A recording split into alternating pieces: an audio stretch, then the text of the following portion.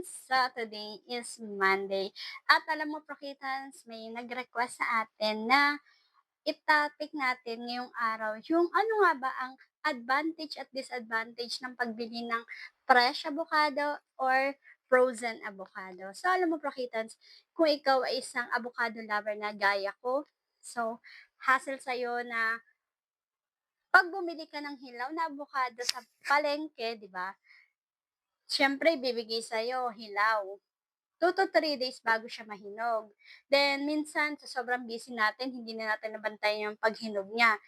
Ang tendency 'pag hindi ka marunong magpahinog is either half ripe mo siya na-open, hilaw pa, overripe, or pabulok na. So, yun yung mga nagiging case na kung hindi tayo marunong magpahinog.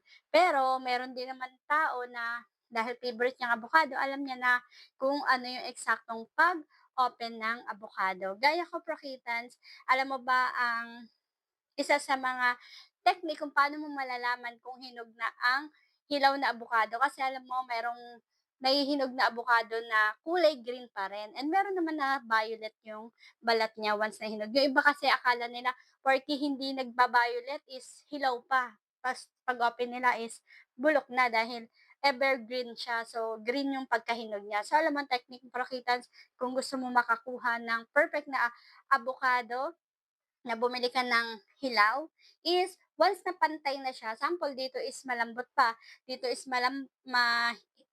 tigas pa, ibig sabihin half ripe pa, pambukas pa yon. Pero kung pantay na yung pagkalambot niya, basta same yung lambot niya dito at saka dito, pwede na yon kahit hindi pa siya ganun ka, sobrang napipindot mo na lambot. So, yun yung perfect na pagkahinog niya. Pero 'pag parehas pang matigas, ibig sabihin hilaw pa rin siyempre.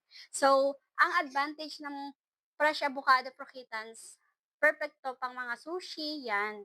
Kasi unlike naman sa frozen, siyempre frozen 'to magwa-watery talaga. Ito kasi is perfect for smoothies, guacamole, kung yun ang gusto mo siyang gawin. Pero alam mo, Prokitans, ang advantage naman ng frozen is hindi kagaya ng fresh. Dito kasi 50-50 pa kung ma-open mo ng maganda.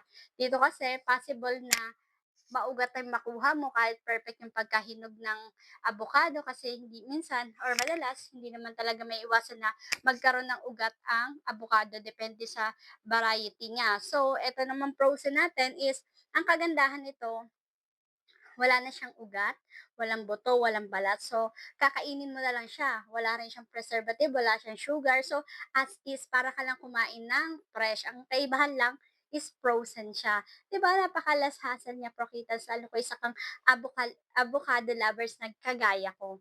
So, sinolusyonan lang natin yung mga gusto ng kumain ng avocado na ready na, yung hindi na nila kakailanganin ng 2 to 3 days bago kumain, 'di ba? And dito na si Prokitan Peach Avocado and meron niyang iba't ibang size. Ito kasi is 1 kilo. So, good for sharing na rin siya, good for business, and ayan, pwedeng-pwede niyo rin siyang gamitin for mga smoothies nyo. Kung may business kang smoothies, perfect din siya.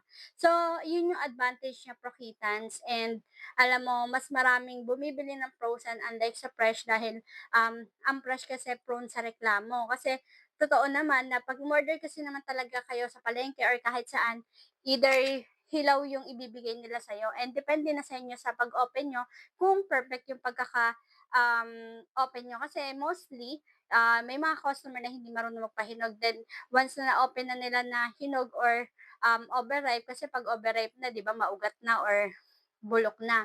So, sinisisi nila sa seller. So, tingin ko, minsan meron din tayo na part na mali yung pag-open natin. Kaya alam mo, pinopromote lang lagi namin sa mga customers namin is si frozen para less hassle na, di ba, Prokitans?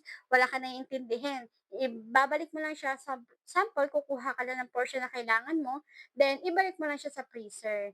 So, magtatagal siya. Hindi kagaya ng fresh na once na in-open mo, saglit lang 'to 'pag nahanginan na is puwede na mangitim. Ito kasi is puwede mo lang siya ibalik sa freezer then kukuha ka na lang kinabukasan 'pag gusto mo na ulit kumain. So ayun yung Prokitans, yung advantage ng pagkain or pag-order ng frozen sa fresh.